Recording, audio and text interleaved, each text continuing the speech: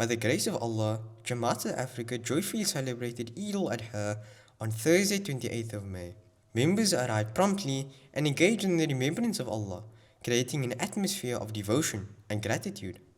Thereafter, the Eid Salat was offered, after which members listened attentively to the Eid sermon delivered by Murabi Sahib, reflecting deeply on the meaning of sacrifice and the true spirit of Eid al-Adha.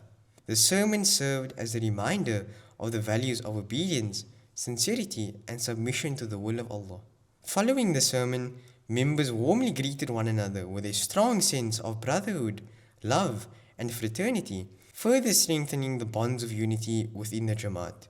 Refreshments were then served to all in attendance, marking the conclusion of the Eid Salat and the beginning of Eid al-Adha with a renewed pledge and heartfelt affirmation of the reality of sacrifice. Noor Alam, MTA News, South Africa.